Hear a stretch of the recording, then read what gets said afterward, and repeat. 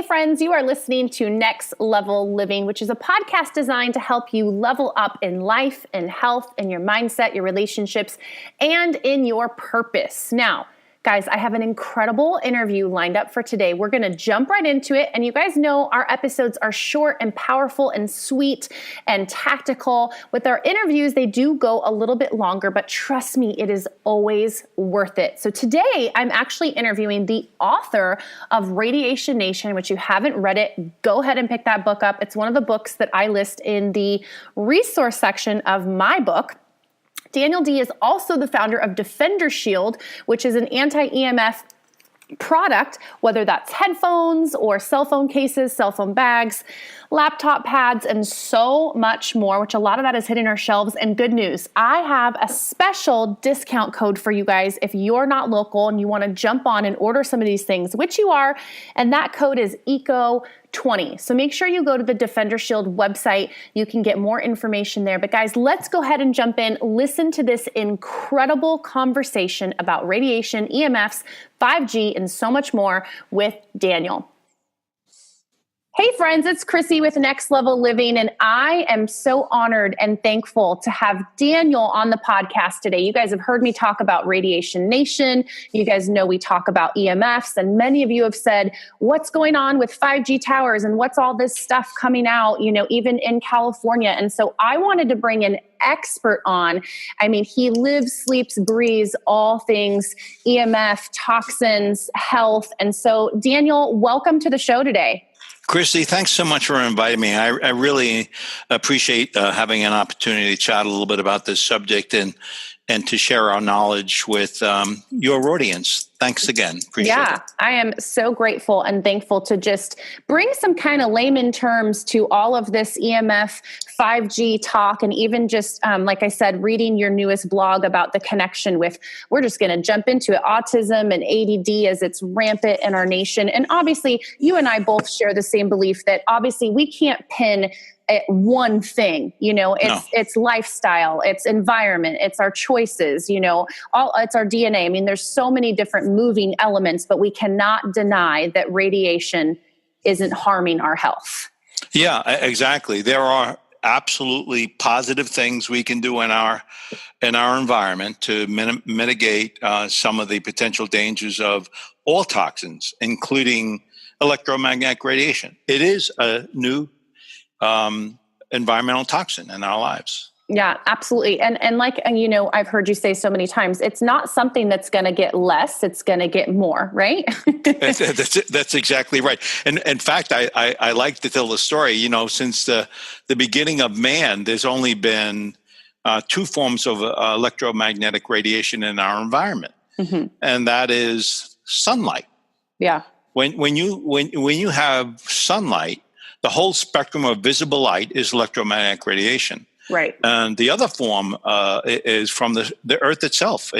It can generate as much as 12 DC hertz, a very, very low level, but it's there. And then fast forward to today, 10 years ago or slightly more, all of a sudden we had all of these personal devices around us. Right. These devices generating fairly low levels of energy. Mm-hmm. But guess what? Our bodies never saw it before.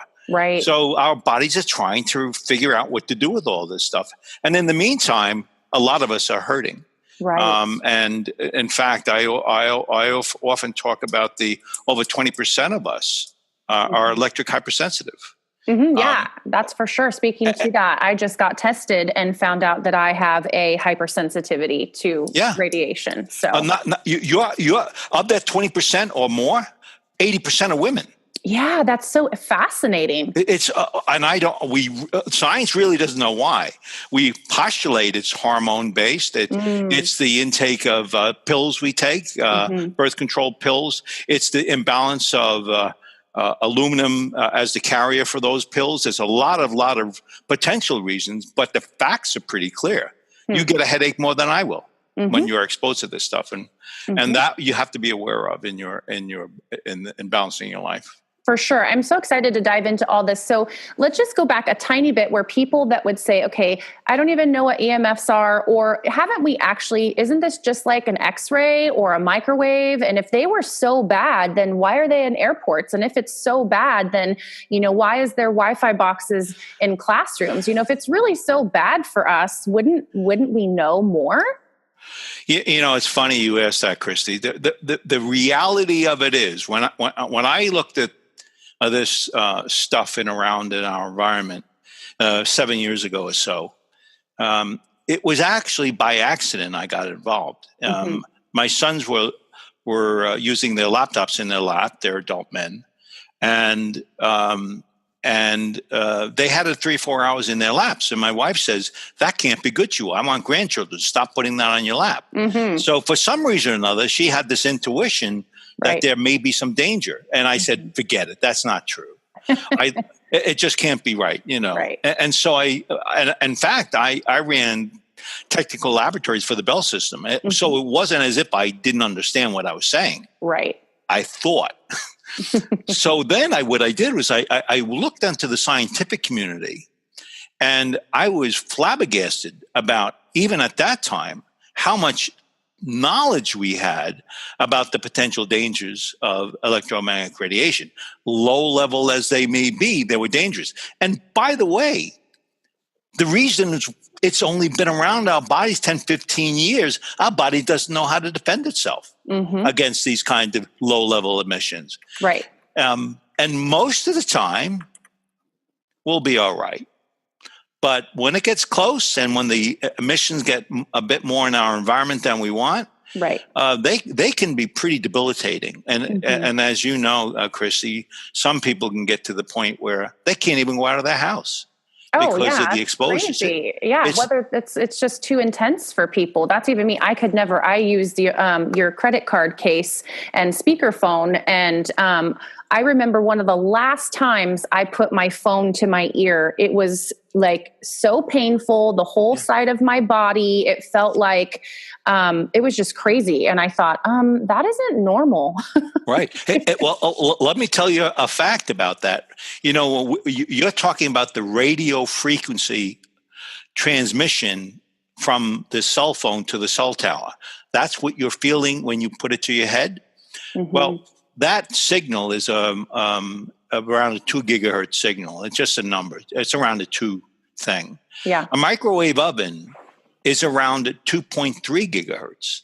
It's just the power level's higher. So it's literally a microwave. In other words, the water between the cells are actually heating up the cells. They oscillate, and you're literally having a thermal response to that exposure. So it's like an X-ray to your head.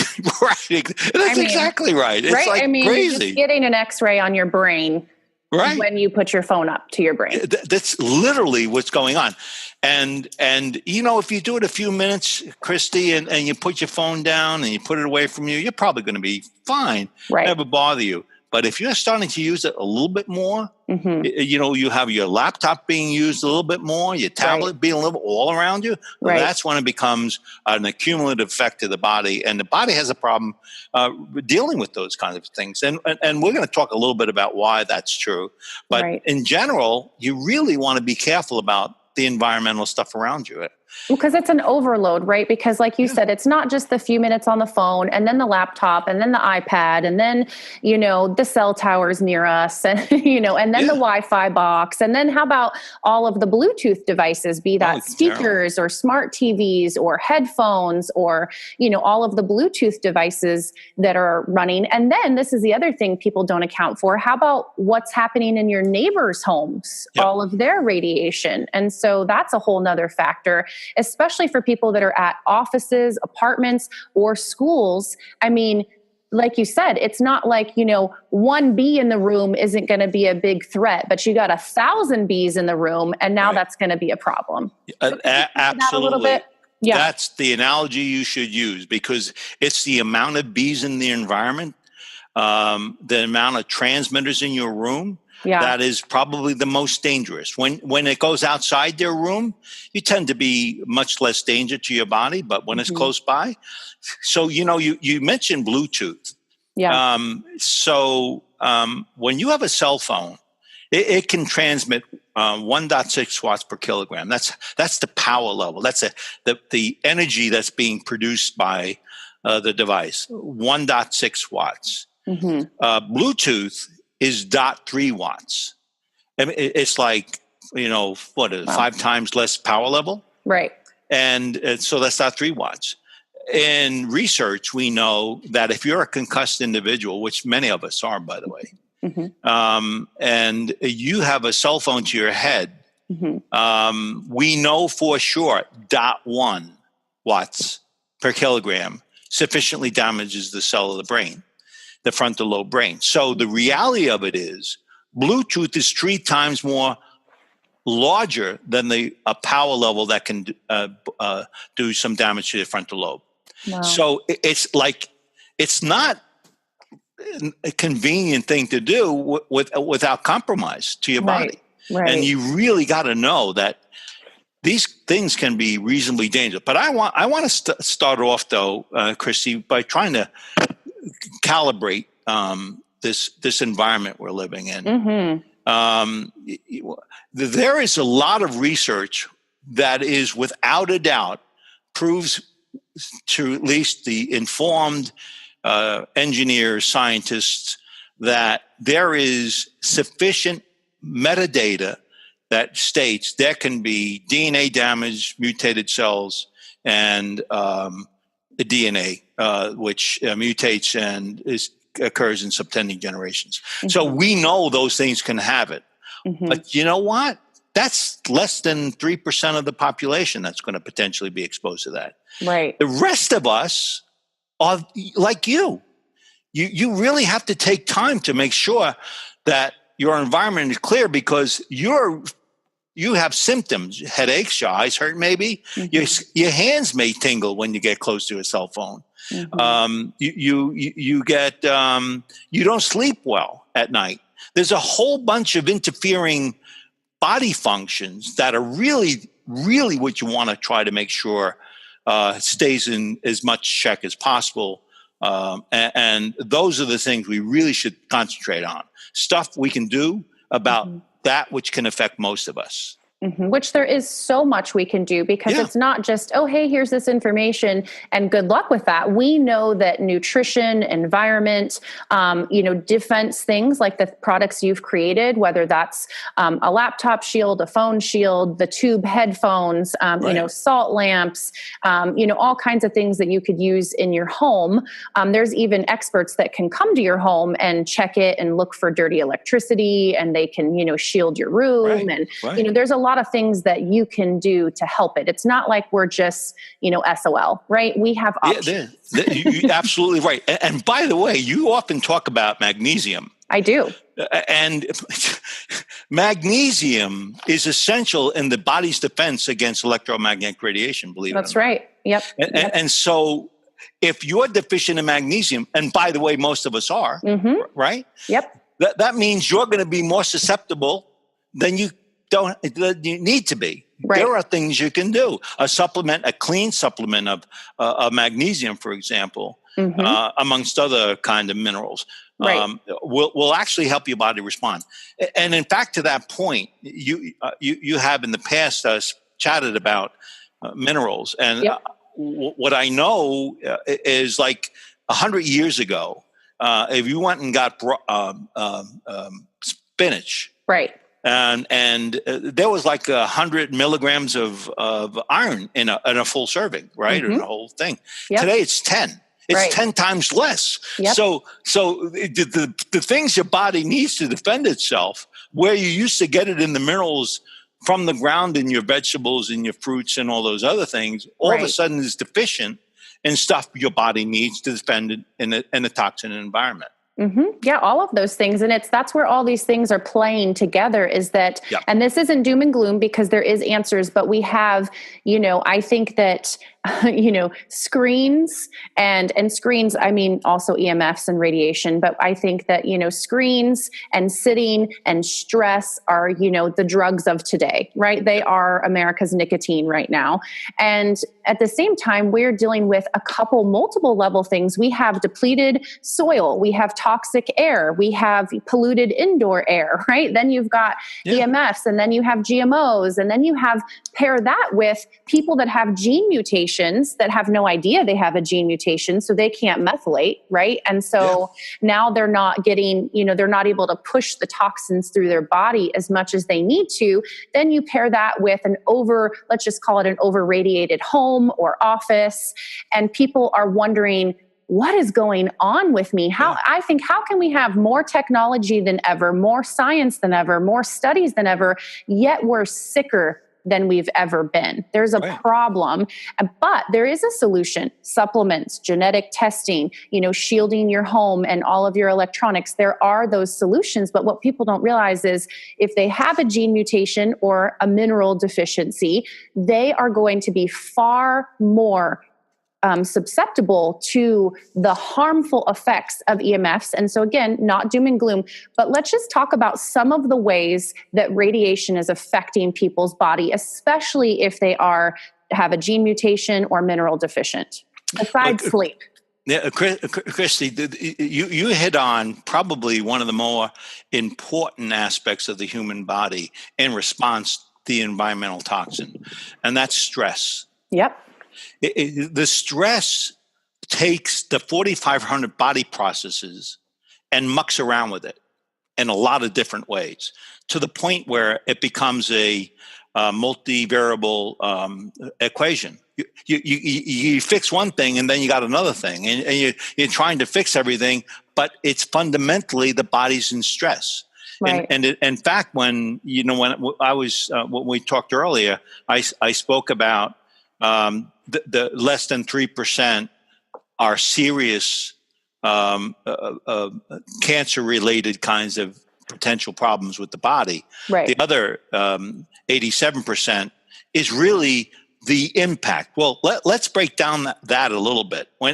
When you talk about a cell in the 3% or less category, you're talking about a cell that is actually in oxidative stress. Mm-hmm. It's saying, stop hitting me because it's really, really bothering my membrane right now. Mm-hmm. And then what happens then is it gets so suppressed that it actually opens up a channel within the cell and lets calcium, it's calcium that goes into the cell. And once that happens, all the cell breakdown occurs, DNA damage, all that kind of stuff. Mm-hmm. But we really shouldn't focus on that so much, because precautionary principles can keep us away from the direct connection of a tablet or a cell phone mm-hmm. or a tablet right next to our body. You pull it away a little bit, you don't have that oxidative stress, which can break down the calcium channel within the cell. So it's that other stuff. What happens when those cells are in oxidative stress? Well, mm-hmm. the cells they don't communicate with each other. The proteins stop being shared. There are many symptomatic kinds of observations clinically that you can make about what happens when a body's in stress. Mm-hmm.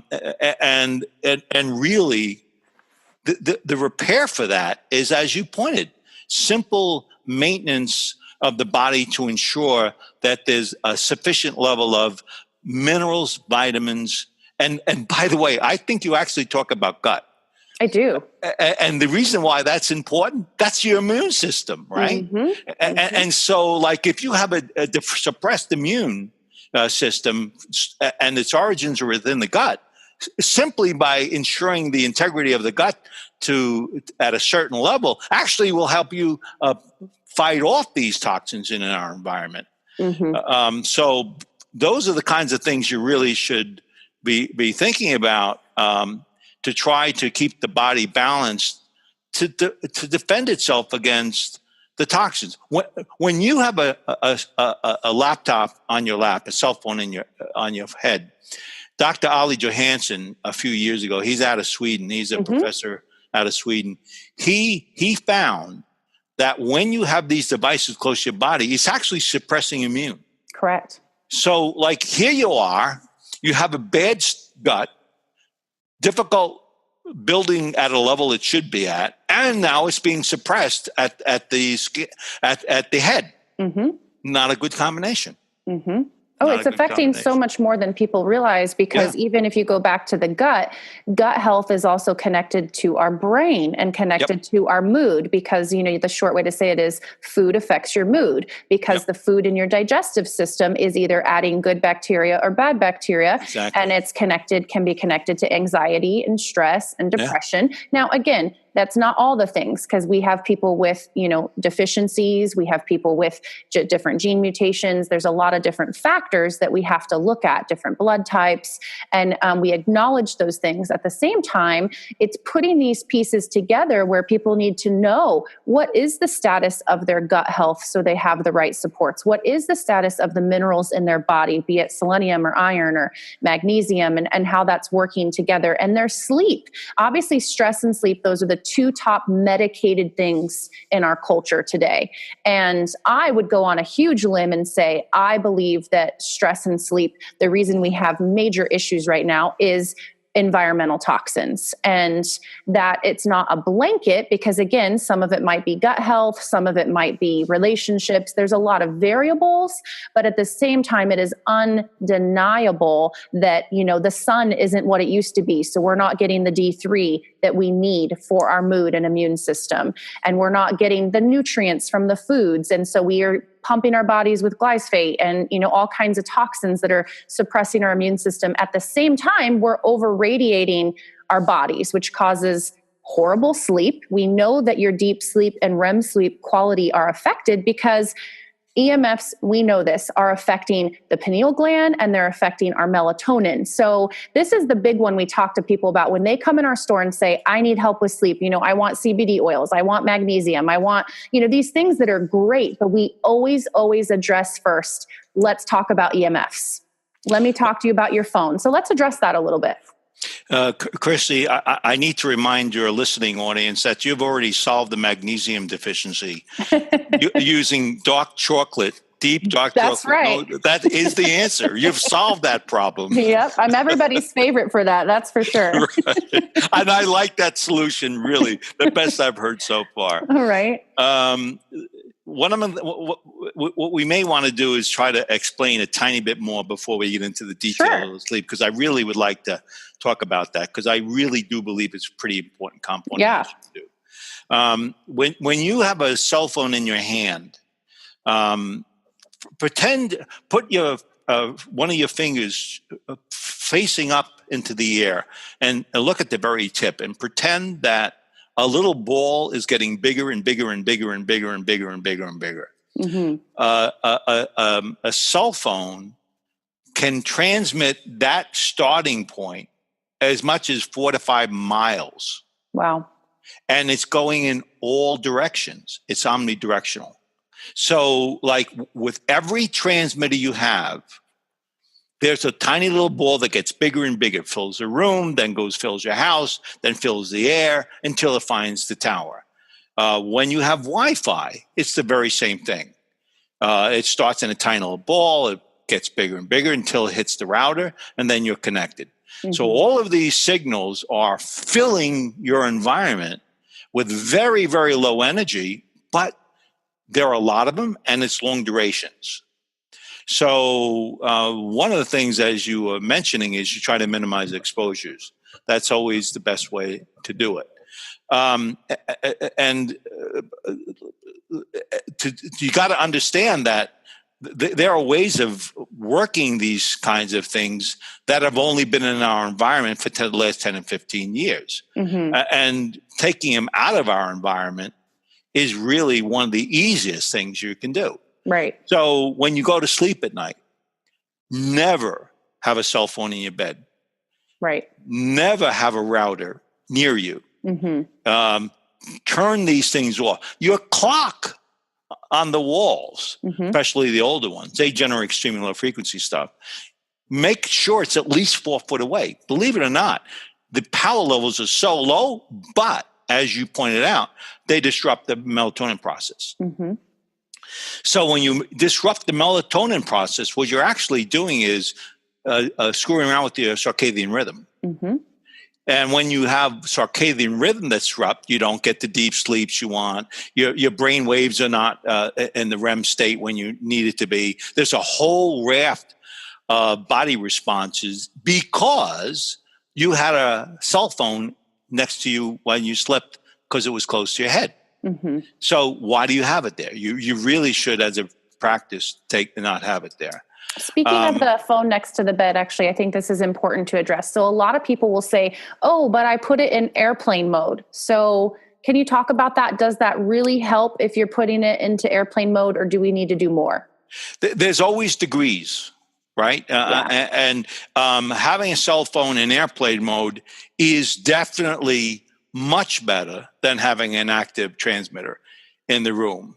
But believe it or not, there is small energy coming off of those cell phones. Mm-hmm. So at a principle, when designing your plan, your precautionary plans, you should have them out of the room. Mm-hmm. It's just a practice you get into where you don't have anything in your immediate environment. In fact, to go back to what you mentioned before, you have no bees in the room. Mm-hmm. The best thing you can have is no bees in the room. So that would be a cell phone, or don't want to miss these other important ones. We always ask people, do you have a Wi-Fi box in your room, and where is your smart meter on your house, right? Exactly. We actually had ours removed. I don't care if it's on your bedroom wall or not. I don't think it belongs on the home. No. So I think everyone should have it removed. It's a simple phone call to your utility company and they come remove it. So, but a lot of people might have a lot of that happening. They may even remove the cell phone from the room, but then have a smart meter on the wall and then have a Wi-Fi box down the hallway. That's right. You remove one and you leave the other, you still got a problem. Right. You have to make sure you understand all the sources, not just some of them. Right. Now, we were talking about visible light before. Mm-hmm. And from the beginning of man, there was light. Well, not the light from your LED on your laptop, not the light on your tablet. Right. There is a spectrum of light that's being generated artificially, mm-hmm. Of which most is fine. Mm-hmm. Except until you get into the blue region, the blue mm-hmm. spectrum region. Mm-hmm. What we know for sure is that kind of thing does have an impact on the eye, right, and the retina, mm-hmm. and the subtending connection to the brain tissue that controls hearing, seeing, and all sorts of different things, as you pointed out before. So when you are reading and it's 2 hours or less before you sleep, using a laptop, a tablet, mm-hmm. you are actually adjusting your sleep pattern. Mm-hmm. You're screwing around with your melatonin. Right. It's not being processed, so it's where it needs to be when it's time for your circadian rhythm sleep. Mm-hmm. And so you wake up in the middle of the night, doctor, I have a headache. Well, that's because you're out of sync. Mm-hmm. There are things going on in your body that we can't predict very well because they're not synchronized as they typically should be. Mm-hmm. So the fact is, you really don't want to be looking at anything at least an hour before bed.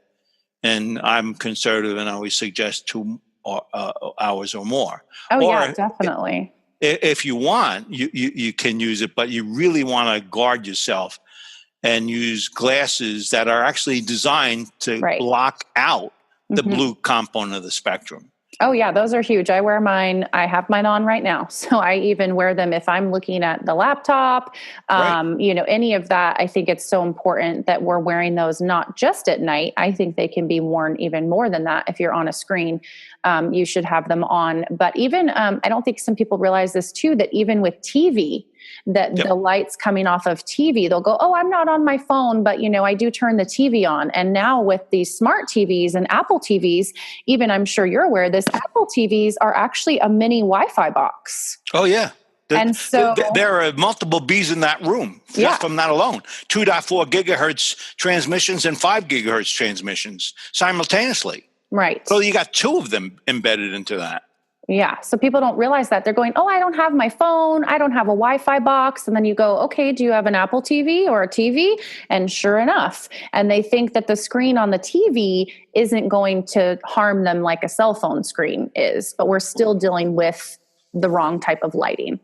Yeah. And by the way, as a side note, any of those devices run a wire, an Ethernet wire from that box to your router, and all of a sudden there is no bee in the room.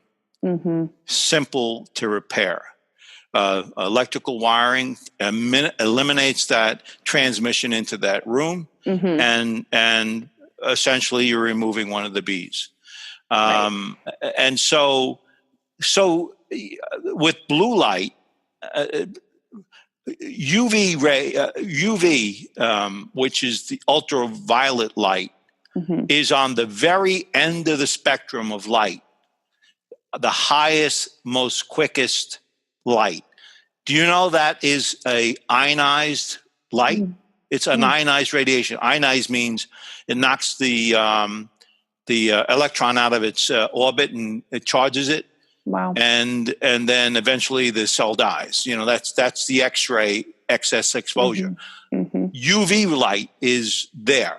Right next to that, and it's considered non-ionized, but it's the start of non-ionized, is blue light. So it has a power level that we know historically has been quite endangering with excess exposures. Right. So you want to make sure that you take care of that. Some of the things that can happen can be premature macular degeneration. The retina deteriorates as a result of that excess exposure, looking at these monitors too long.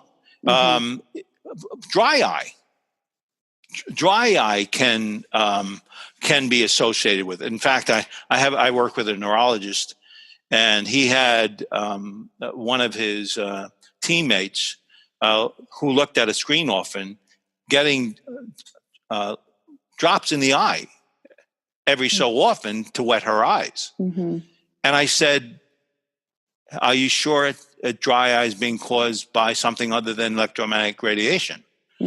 And he said, well, I'm not sure. So I sent him a set of glasses for her to use. Within 2 hours, a problem she had for 15 years disappeared in 2 hours.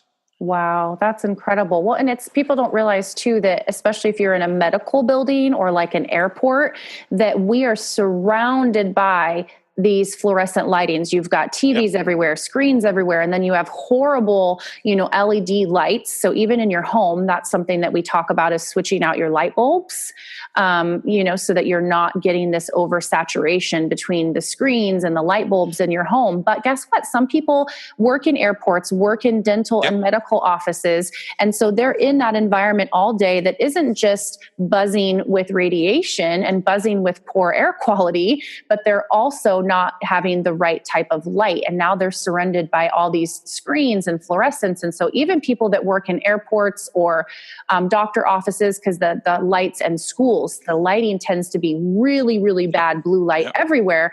Those people should be wearing glasses all day long. Yeah. In fact, by the way, as a job function, there's a higher incidence of cancers with that population of, which is really sad. I believe it because, it's just, again, the environment. And not only that, we've already addressed it, but to hit on it again, that environment that they're in with all of that, what I call it very sterile. It's a very sterile environment. And artificial environment is that we know it's also affecting their mood. It's affecting their circadian rhythm, which is affecting their sleep. And so that's the other part of it, besides just harming your eyes, is that it also can hurt your hormones. It can hurt your sleep patterns.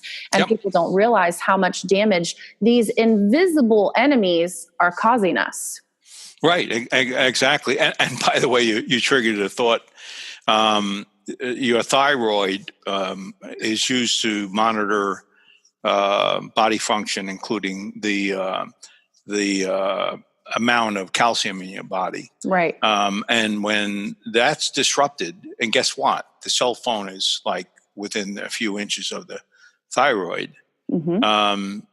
You have misfire of the thyroid and the control of calcium. Yeah. So, there's another instance where when you're close to these technologies, they're actually influencing. By the way, I actually think one of the points you just made about the influence to the neurological and the physiological is really, really, really important to understand. We know, for example, that autism in the 90s was at a certain rate. By the year 2010, it was triple what it was in the 90s. Guess what? That's when all these technologies became close to us in our environment. Before that, they existed, but no one had a cell phone. In fact, I always tell the story. I had a cell phone, but none of my friends did. So I was never on the cell phone very long. In other words, I never had eye exposures. Right. Today, every kid in every block in every state in every country has cell phones in their back pocket. And so now there's this swamping of these emissions in our environment that may or may not be toxic. You may or may not choose to accept that. But along with autism, Alzheimer's, ADHD, all the other neurological impacts are occurring. The brain waves of the brain itself is being disrupted, and you need certain brain waves to go to REM. Right. And so, is it, do we have a conclusive evidence of that? And the answer is, of course not. And I always tell you why you don't have that evidence, by the way. I used to run laboratory tests for the Bell system, and I did a study on electronics one time, and I had to statistically predict what kind of populations I needed to look at to be able to, at the end of the study, be 95% confident that the findings were accurate to a general population. So what I did was I took 11,000 devices and I tracked them. And at the end, I said what happened to them. And I knew when I said what happened to them, I was 95% sure that what I went after was legitimate, finds. So what does that mean in the scientific community for our environment as a human? What we would need to do is take 10,000 children, take every toxin out of a room, radiate them for 10 years and see who dies. And we'll compare that to 10,000 children that are not radiated. And then we would know 100% for sure, 95% confident that there was a rate of reduction in health response that was 95% sure was the result to the general population. In other words, we're never going to get that. Right. We're never going to have this scientific evidence that is so clearly stating that we're in a state in which we fully understand. In fact, when I was 12 years old, I smoked cigarettes quite a number of years ago. I wanted to be a big man, and at that time, quite a number of years ago, there was no evidence whatsoever of a link to cancer in cigarettes. None. Right. But you know that at that time, they knew scientifically that there was a direct link. Right. And so it took 40 years before we found out. In between all of that, I'll never forget, in the late 70s, there was the chairman of Philip Morris was asked by a series of pediatricians, is smoking bad for a pregnant woman? And he said, absolutely not. He thought about it a little bit and he said, but the child will be born smaller. And what woman wouldn't want a smaller baby? Wow. That was the mentality at that time. So there was a general understanding that there were no problems, but yet there really was. And in fact, there was growing evidence of such. And I think that's where we are here. Oh, for sure. I mean, there's so much. And even with, you may already know this, but, I've worked in childbirth for over 12 years. And one of our links, because I do believe that there are many links with, autism and autoimmune and ADHD. I don't think we can put it on one thing, but let's not deny that our environment and radiation and heavy metals, however they're get into the body, they're in there. There's lots of ways that they get into the body, are connected to these types of things. But as well as we found that ultrasounds were connected to autism. Yeah. And so mothers getting multiple ultrasounds because it's radiation. Yeah. Yeah. Your point is so well taken. It turns out that when I generalize bees in the room, it's all toxins. Correct. It's just not electromagnetic radiation. Right. It's the arsenic in the rat poisoning you have in the corner of the room. It's the cleaning agents you're using to make sure your table's squeaky clean. That also is emitting a organic compound. Correct. A volatile organic compound into the air. So there are many, many, many sources. You can't ignore any one of them if you're intending to have a significant adjustment in your environment. Oh, for sure. But I think, as I found, obviously, as Americans, we want the quick fix, which is why we're the procedure and prescription nation, right? That's what we want. We want a prescription. We want a procedure. If it's going to require, a detox or removing Wi-Fi boxes, not many people are willing to do that until they have the cancer, they have the autoimmune, they have the autism. Then we begin to look at that type of stuff, which I'll say I am that person. 16 years ago, my firstborn son, he was vaccine injured and had a gene mutation. And obviously I didn't find that out overnight. And it looked like, I got to switch the cleaners. Oh, we got to switch the diet.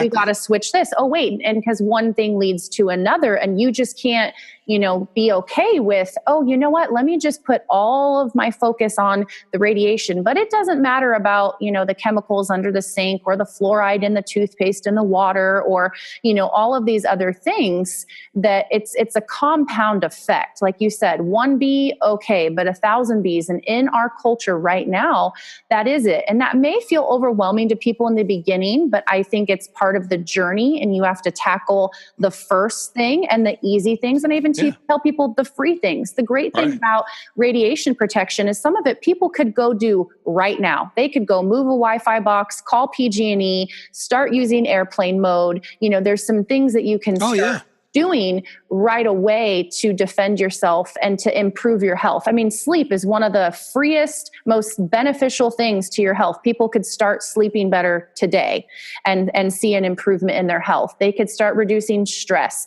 So there's going to be things that cost some money. Buying a phone case, which I absolutely love mine and couldn't imagine not using that, buying some headphones or getting, blood work done to find out if you're hypersensitive or, those things matter. But I'm with you on that, is it's the compound, and we can't, ignore. But I think our ego and our denial and our trust in our government, our trust in the medical world, our trust in these companies that make us cleaning products that are on the commercials and the products they hand us out for free at the hospital. We're trusting that these people are to protect us and to take care of us. Yeah. It's funny. I was in the telecommunications industry, and one of the largest service providers, the head is a friend of mine. And he saw the products I was building, and he said, God, Dan, I love this stuff. He said, but I can never use it because I would be publicly showing there may be potential dangers. So his drive was an economic driven kind of decision, not a health decision per se. And that was sort of sad. I knew him for many, many years. That is sad. Actually, I have not heard you talk about this on your podcast. It just popped into my mind, and I'm going to ask you it. Maybe someone has, but I haven't heard you talk about it. What are your thoughts on the whole Tesla smart car movement and how that is going to be affecting people's health? I definitely want to answer that. And before I do that, I'm going to give you a rule of thumb. Okay. Rule of thumb. When you have a device on next to your body as a source for emissions, that is the most dangerous place it can be. It has the most potential danger to the cells and the body function. If you're 1 foot away, almost 80% of the danger is gone. Right. By 4 foot, 98. What does that mean? It means there's a logarithmic power function. When you move a little bit away, boy, can you really be, simply by moving away, much more protected than you were when it was against your head. So, rule of thumb, don't put stuff near you if you don't have to. Right. Now, the cars that are electric, the sources of the emissions there are in the motor that are at the wheel hubs. And those are where you have generated emissions. That's where you have DC electromagnetic radiation. And that function is more magnetic than it is electrical. But it is, and it can be high. But guess what? You're 4 or 5 foot away from it. Right. When you're in your car in the center, sitting at your seat in the passenger side, and you have a meter for extremely low frequency or RF, it almost doesn't register because there's a distance between it. And even the batteries, when you're close to those batteries, they have a conductive path to those motors, but there's no real generated emissions from that. And they're typically not within the chassis where it's effectively going closest to the body as they can. You're pretty safe, believe it or not. But what about the smart element? So all of the built-in Bluetooth, the built-in Wi-Fi. Oh, that's a very, very different. That's what I'm talking about, is that the screen that's right there on the dash, that is now these cars have built-in Wi-Fi, built-in Bluetooth, that are connecting to your phones. And so that's the part where it seems like that would be just a radiation hotbox. Oh, there's absolutely no question about it. And you got to think of the bees in the room. You have the bees coming from the screens themselves. You have a Bluetooth cell phone and Wi-Fi connection in your cell phone. So there's 3 transmitters there. You have reciprocal within the equipment. So you have, by the time you're done with your friend taking a ride to the laundry shop, you've got 10, 15 bees in that room. What's interesting is, and they're having a difficult time getting out of the car. Because what's happening is the transmitters have to go as high as they can so they get out of the car space and not get grounded into the chassis of the body of the car. And so they transmit at high levels, the highest levels that can be transmitted from them. And that's when there's dangers. So be honest with you, if you're not using your car often, don't have your Bluetooth on so you can call your friend while you're going to the supermarket. Just turn it off. Don't have Wi-Fi on because there's really no reason that's so compelling that you need that access. So you have 1 bee in the room versus 3 bees. Right. Yeah. Well, and some of them, I have someone that, they have a Tesla, and someone was telling me you can turn things off from your phone, but there's really no way to do it on the actual box that's in the car. It's basically always on when the car's on. That's true. But remember, you cut the bees in half by turning them off in your car. Yeah. Yeah. You should only worry about those things you can control, right? Yeah. You can go nuts about and panic about those that are in the dashboard. Right. But, do something you can control.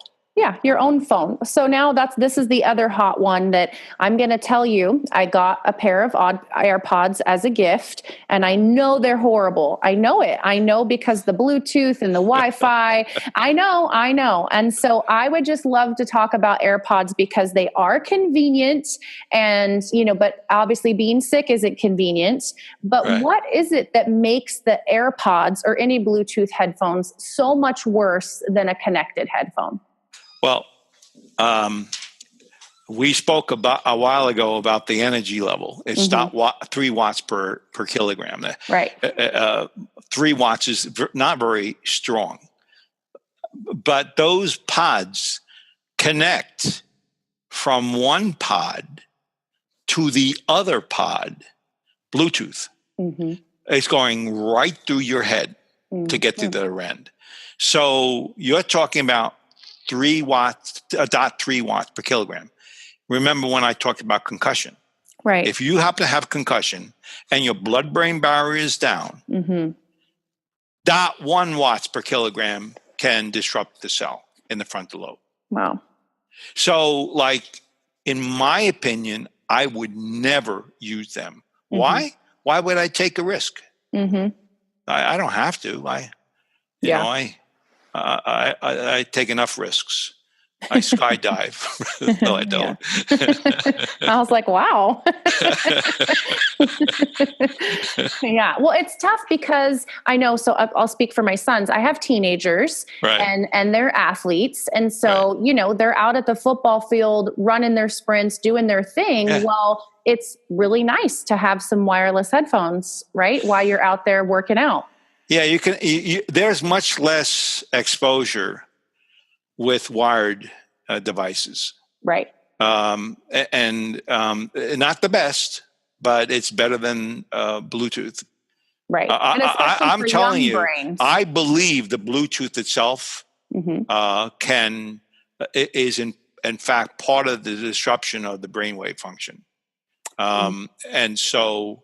Well, I actually have a neurologist and quite a number of others, scientific experts working with us to try to understand that because, I had a friend of mine, the neurologist, who he had a half a dozen of his well-known friends, teenagers, adults that committed suicide. And so, I've been talking to him about the disruption of the brainwave and how so important it is. You can't smell it, you can't feel it, you can't touch it. These things are invisible, but they have an impact to the body that can be long lasting. Especially on a young brain when their frontal cortex and the hormones and all these things are still being developed. Trust me, this is World War 79 in my own household. Okay. Yeah. Well, listen, in the 90s, early 90s, standards were created for cell phone use. The 1.6 watts per kilogram. The standard was established by the FCC using 6-foot male average soldiers. And they took signals and looked at the penetration into the skull. Right. And then they said, how hot does it get? And we talked about microwaves. It's a thermal image.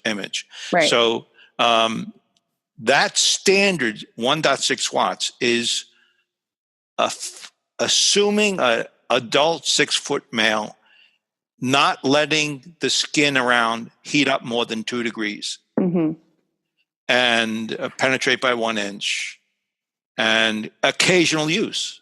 Right. So that's the thermal and penetrating function of the energy level. They never, ever considered the biological impact. In other words, the neurological, the physiological, all those other things.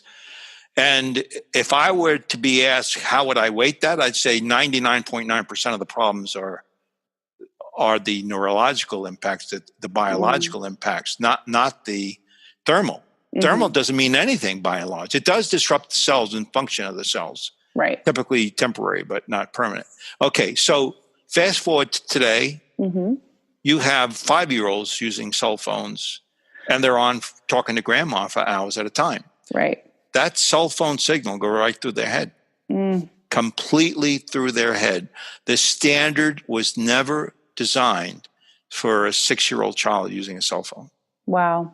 It's just crazy. Not only, I'm big on both sides with the phones. I've read Screen Schooled and seen Screenagers, and, there's the whole side of the addiction, and there's the whole side of, what kids are being exposed to, and socially and relationally. And that's a whole nother fight and a whole nother topic for another day. But it's like a double-edged sword, right? Because now you have addiction, and now you have people confidence and, social skills. And even the book Back to Human, studied teenagers, and they've asked them every year over the last 5 years, would you want to hang out with your friends or talk to them on the phone or Snapchat them? And by every year, the number has significantly dropped of teenagers wanting to hang out face to face. Oh, yeah. Yeah, it's disrupted social interaction. Yeah. But the point you're also talking about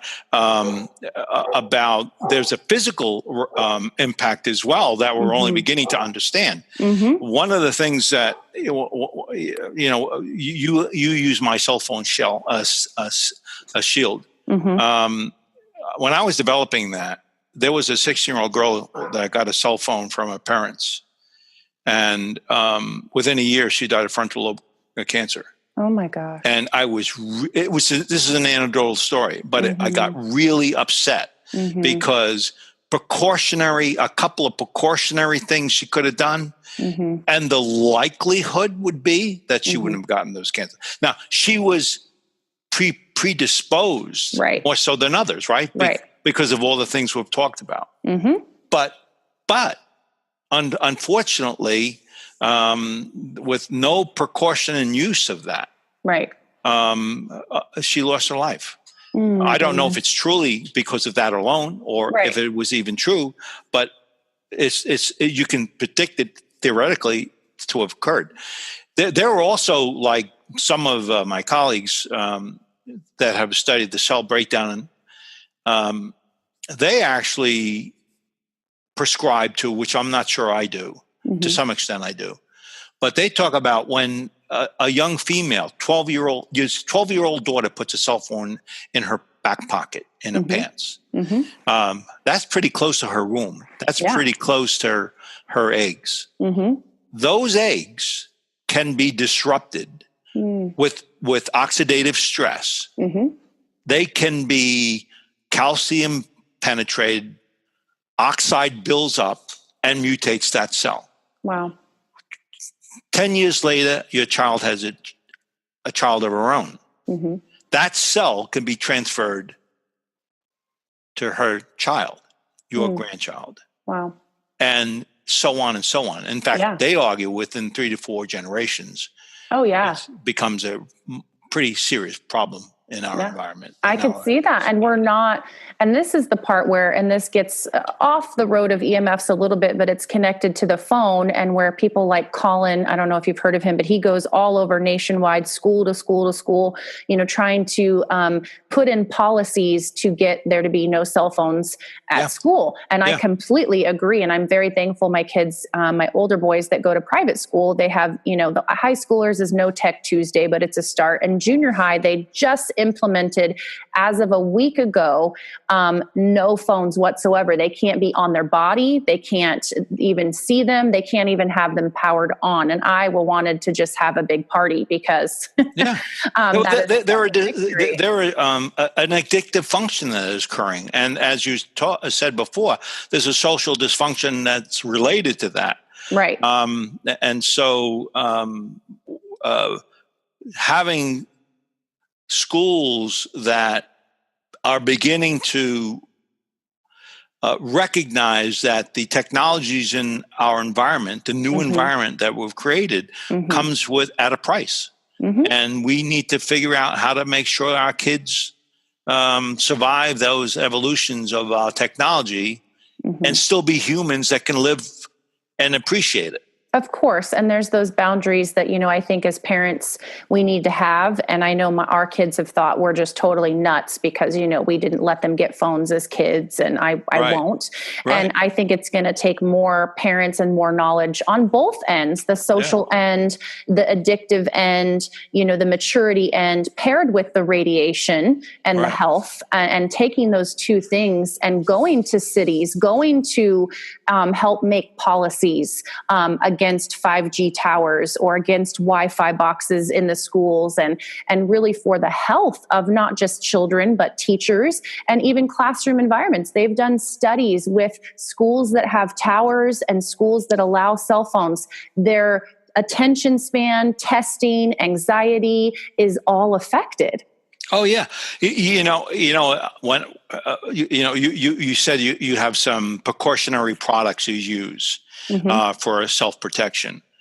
I was a little worried that when kids would be forced by their parents to use some of the products we create, that they wouldn't use them. Mm-hmm. Believe it or not, the reverse was true. They actually became pretty aware based on knowledge of precautionary things they could do in their lives, and they ate it up and used those precautionary. So it's on our part to help them understand the challenges, not on their part to accept what we're talking about. They do. We got to let them know what they need to know. Right. Yeah, it's true. And that's where it sounds to some people hocus pocus, just like we said this about microwaves and airplane, x-ray machines. I am that lady. I get a pat down every time I fly. Yep. I never go through the machine. I won't either. And so I just won't do it. I will not do it either. And so I have to plan some extra time, to make sure I could get my pat down. And my kids are always like, really, Mom? And, it's, really, this is serious stuff. I'm not exposing myself, by choice. I already have to be exposed by not choice, with what other people are doing with their technology. But even that, this is where I think policies and what's coming out gets confusing, because you go, okay, as these studies come out, because we're only scratching the surface here, who's going to be liable? Is it going to be, the Sprints and the Verizons and the owners of the towers and that technology? Is it going to be the Wi-Fi boxes and those companies? Is it going to be the actual creators? I read Digital Minimalism, which you would love, by the way, if you haven't read it already. And they're talking about, these cell phone companies. A lot of their intentions was addiction. It was to have a slot machine in your pocket. It was to create, these brain addictions, and it's changing brain waves. And we know we need gamma and theta and delta, and beta. We need these cycles of our brains for optimal health and optimal sleep. And so I guess that's the part where it's going, man, we got to start looking at what we can do policy-wise, I think, especially to protect children, especially in schools, especially in very highly saturated areas where we can start to see signs that say airplane mode enforced. So I'm going to tell you who's not going to make sure you're protected. I'm going to tell you who's not. The FCC.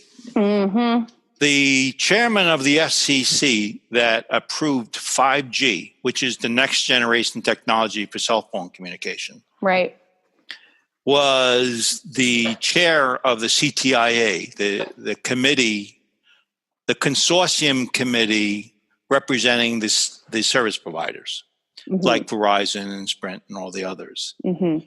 And he represented them in the industry. Wow. He then was elected chairman of the FCC. Of course he was. Now, he had a guy, a doctor, I forget his name, that he told, go find out if there's direct link to cancer with cell phone use. Mm-hmm. The doctor, Carlos was his name. He found there was, and he ceremoniously destroyed his career. Mm-hmm. He literally destroyed this guy's career. Wow. And then he became head of the FCC. So the FCC reviewed 5G. 5G, remember I talked about around 2 gigahertz? Mm-hmm. Okay, that's 2 billion cycles per second. That's what that means. 2 billion. Think of it this way. You're looking at the water and you see a wave pass a pole, and when the second wave comes out, that's one cycle of a wave. Well, there are 2 billion past that pole with 2G. 5G goes from about 5 gigahertz, 5 billion cycles per second, to 300 billion cycles per second. The energy levels become, they're so much faster. So you get 100 times more data through it. Right. But it's also true that what's going in the air is 300 times quicker, 150 times faster than the previous technologies. And so they approved the 5G last year. And they said, we don't need any studies, human clinical studies whatsoever, to decide we want to allow this technology into our environment. In other words, 5G is coming along. There's not been one study whatsoever on the impact to a human. So you're a guinea pig. You are going to be part of a trial. Hopefully you'll survive your trial. Because I will. if the FCC is not going to protect you. Right. The onus of protection is on you. And you have to control as much of your environment as you can. But these 5G, so they're already coming out. You know, I live in California, and already just an hour away from me in Ripon, which it's been all over. Dr. Mercola just posted about it, I think yesterday, that, you know, they put a 5G tower, Sprint 5G tower on a school campus. And what do you know? All these kids start popping up with tumors and cancer. Oh, yeah. If you're within 1,000 feet of a cell tower, right, you're 3 times more likely to have cancer. Right. And so if you are with 5G, because it's really, really fast, it goes really, really very little space. It doesn't go far at all. Where I mentioned 4 to 5 miles with a cell phone, 5G can only go about 750 feet. And the cell phone tower transmits 60 watts of power. Right. This is going to be 20 watts in front of your house. So you're going to be within 750 feet, which is cost less than 1,000. And will there be increase in cancer? We don't know because we haven't studied it. But we do know virus and bacteria love the higher speeds. Right. So what we know is our bodies are going to, parts of our body that want to propagate even better than they do now will now have an environment that is more appealing to them. So that's a good thing for them. I'm not sure it's a good thing for us. I'm thinking we're all going to need some extra immune and nervous system supports. That's for sure. Right, yeah. You get that megaspore that you were talking about because you're going to need a lot of it. We're going to need a lot of it. But some cities have successfully, quote unquote, banned or said there'll be restrictions or delays or, there's some cities are not, fiber optic, qualified, I guess. For 5G. So there's some kind of cities that might fall into those categories that some of us might want to look to live in. But I'm wondering if you've had any of these conversations, because I know I've already been in contact with my city. We don't have 5G and we want to keep it that way for the health of our city. We have animals, we have, children, there's schools and, there's two conversations here. One side says, nope, cities don't have any control. The FCC gets to tell everybody what to do. You're SOL. And then there's other cities like Marin and Ripon and these people going, no, we fight back and we can put policies in place to not accept 5G. Well, so that's a very important point you just made. The FCC in their decree stated that there could be no objection because of health.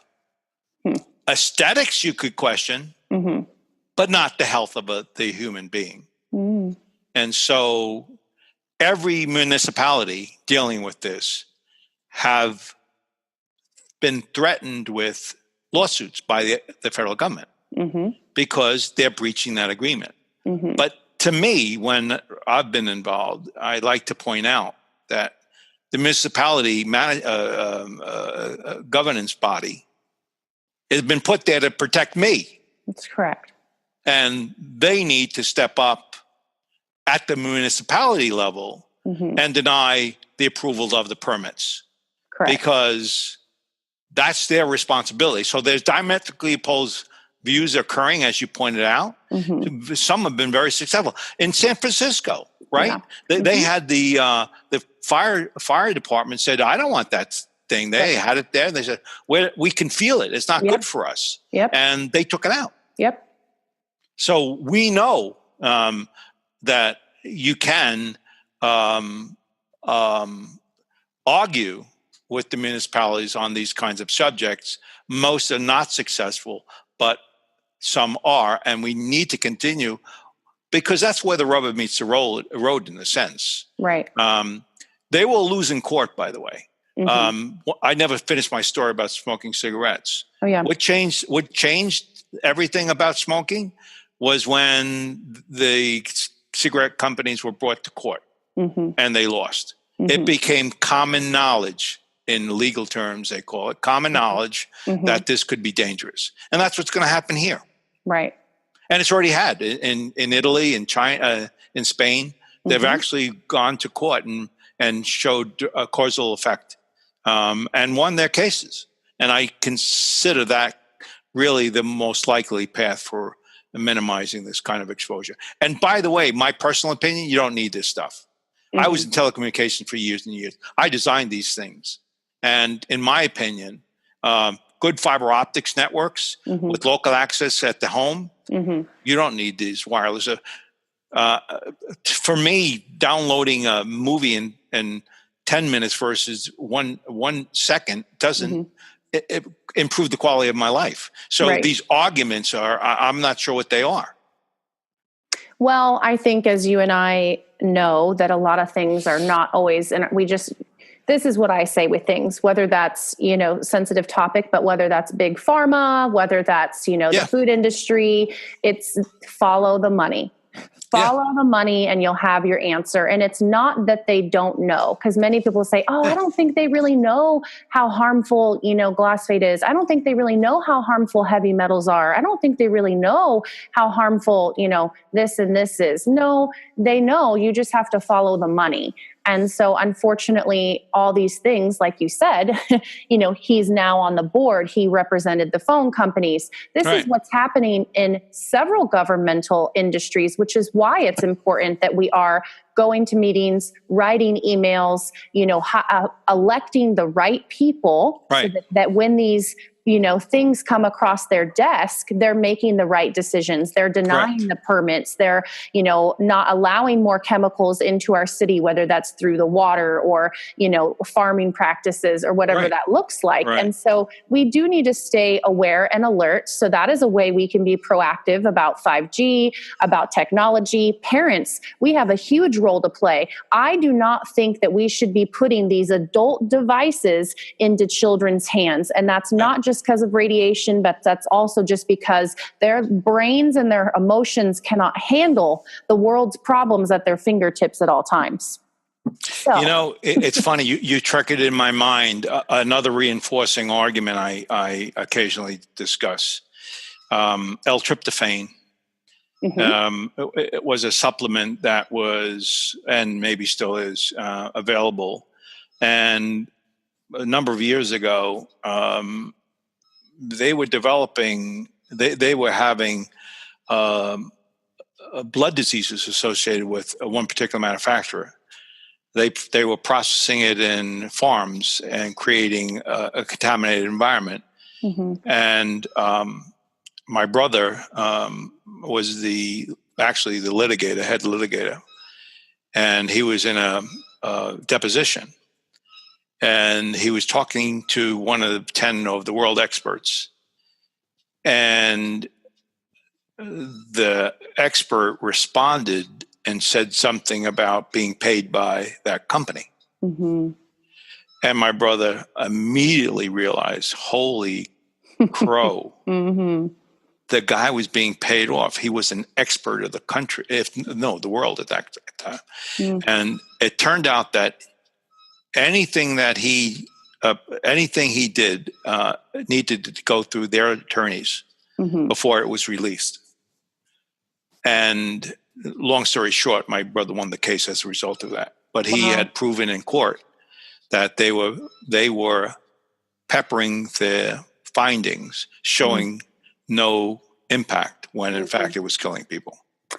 Oh yeah, this is happening left and right in our industry, whether that's foods or prescriptions or, and other things coming out of the medical industries that they want to, mandate and tell us what to put in our bodies when we know that they harm us, especially if you have predispositions like food allergies or gene mutations or, whatever else, which that's why we need to be involved. So to flip it around as we wrap up our conversation is, ways we can be proactive. We're talking about being involved, right? Whether that's, citywide or countywide or emails, or obviously taking the power into your own hands. You have power over how much technology you use and your own home. You could shield your home. You could shield your devices. And a really cool thing, I think, that actually some of the cable companies have come out with, ours has this, where you can set a timer now on your Wi-Fi box. So it can shut off from, 10 a.m. to 6 a.m. Yeah, in fact, you can go buy a $10 timer. Yeah. And turn it on and off. And nothing more simple than that. Exactly. In fact, to your point, you should not act as a victim. Correct. You should act to protect yourself. Mm-hmm. And there are very simple things you could do. It's really not complicated. Reducing the number of bees in the room. When you're around technology, make sure it's far enough away from you where it's not directly influence the body function. Mm-hmm. And when you sleep at night, get everything out of the room so you sleep, get your circadian rhythm where it needs to be. Mm-hmm. And those simple kinds of approaches to the lifestyle actually improves the likelihood of it being a solid existence. Yeah, whether that's from the glasses to the shielding devices, the headphones, reducing, putting things, turning off the Bluetooth, not using Bluetooth, devices within your house. By the way, get rid of your Bluetooth. That's going to be hard. Let me just confess, I only use them when I go to work out because it's just convenient to not have to have the cell phone on my body when I go do fitness. Well, I'm going to send you a device that you can put on your arm, and I eliminate that for you.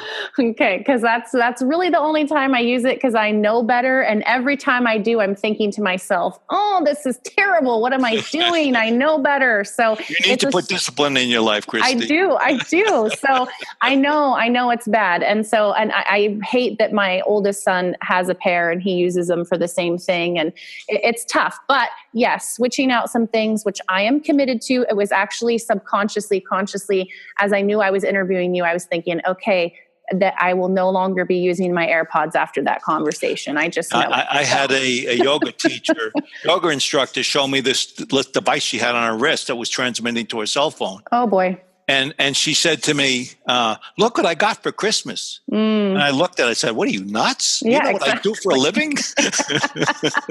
Exactly. I know. I tell everybody about their Apple Watches, and I know a lot of us that are into biohacking, people are going, oh, but I'm using this watch for whatever. I'm saying, hey, get an Oura Ring, no EMFs, and you don't have to worry about that. So I do. Or if you do, make sure it's periodic transmission, not constant transmissions. There are things you can look for to minimize those exposures. Yeah. And again, like you said, the further away it is from your body, we don't need to have the devices on us at all times. We just don't. It just doesn't need to happen. So salt lamps. Oh, I wanted to ask you if you heard about this. So I just heard this yesterday and saw the official letter. So I saw that Etsy online marketplace officially removed all EMF shielding products from their website.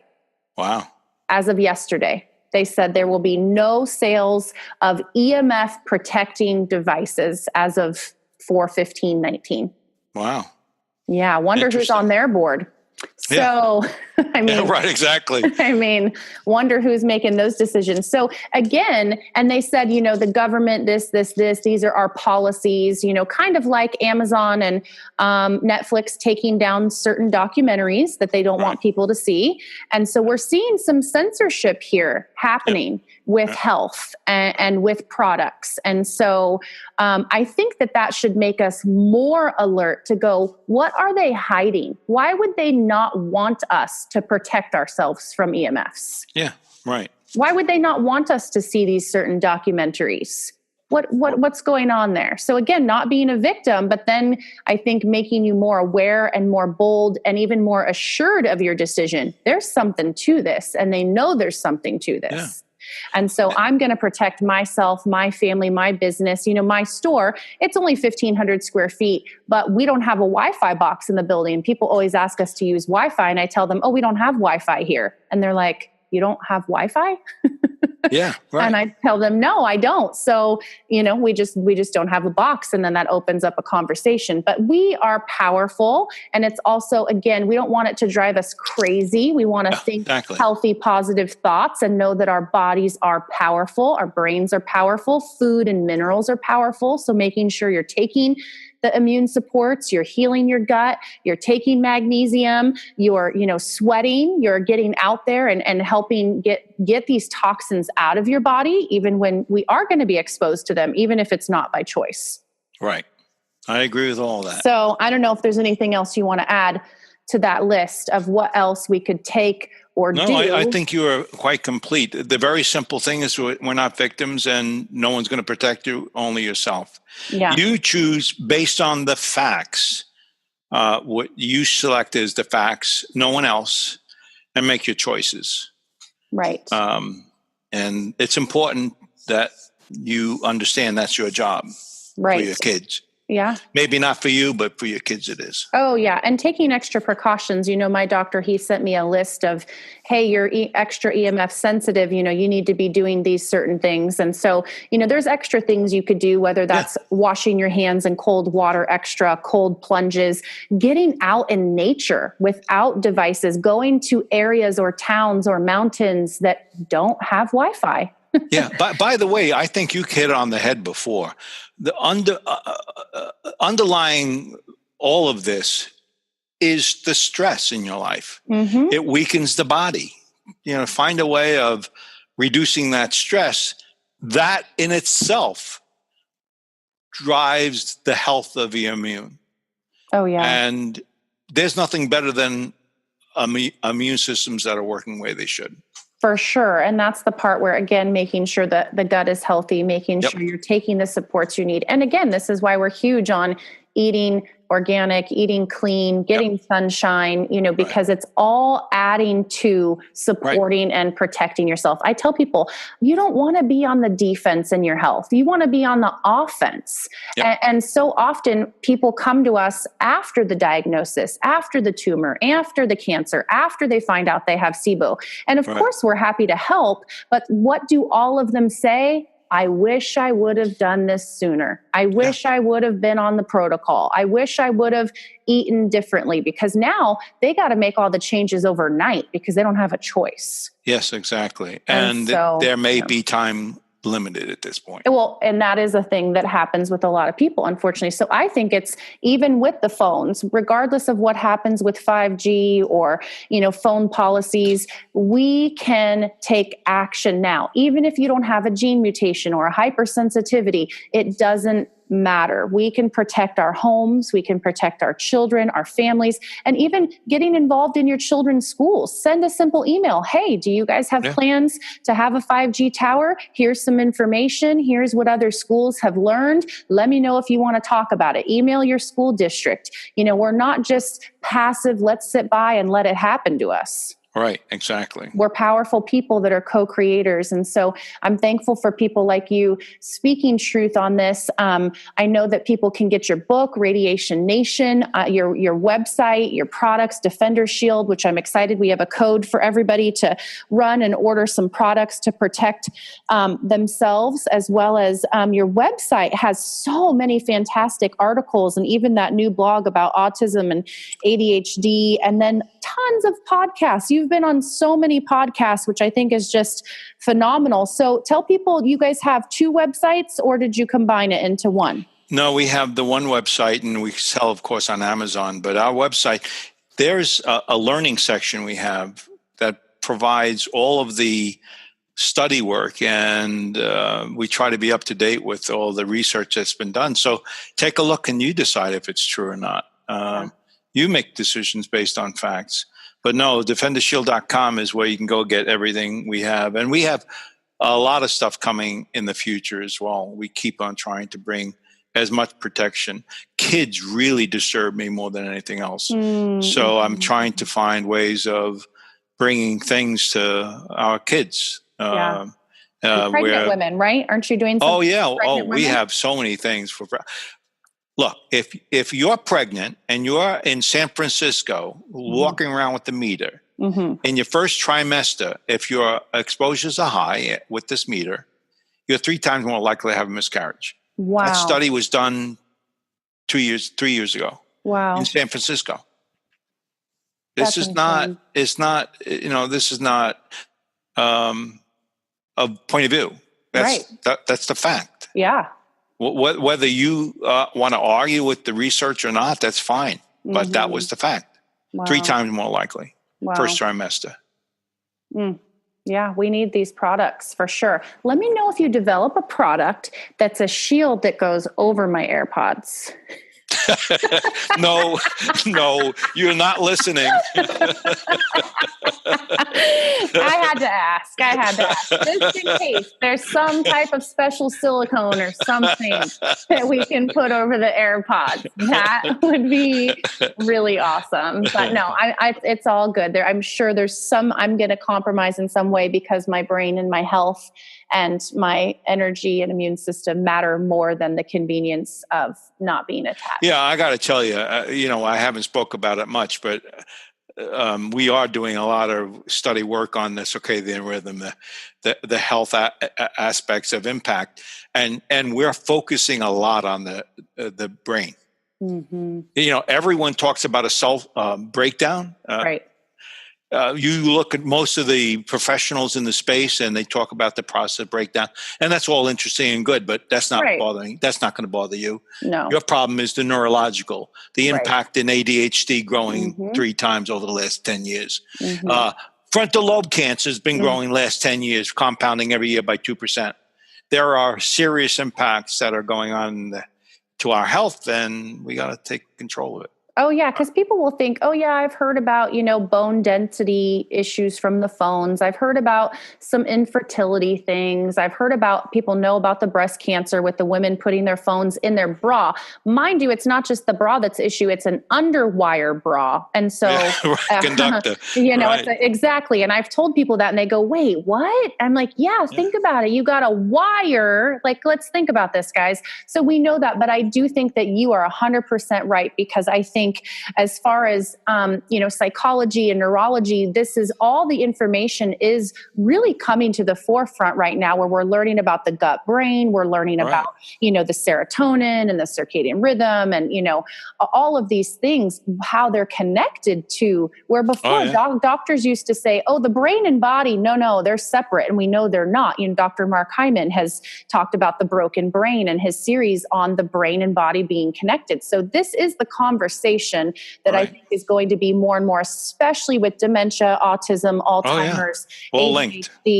All of this is definitely linked to so many of these things that we're talking about. And I just want to tell you that I acknowledge the work you're doing, the company you have, the studies you've done, as a family man, as someone that is speaking out in truth with knowledge and putting those resources, putting your passion, putting your time into something, that this is critical. I mean, this is very critical for our health, for our futures, for even, I know this is going to be written about in history, just like smoking was, just like not wearing seatbelts were, all of these very crucial things that we didn't realize were, harming us. And so I just honor and acknowledge the work that you're doing and appreciate the products that you've put out. I appreciate that you would take time, to come on this podcast and the many, many other conferences and webinars and podcasts that you're doing that is spreading truth and truly adding value to people's homes and their health and their heart. And so I just thank you so much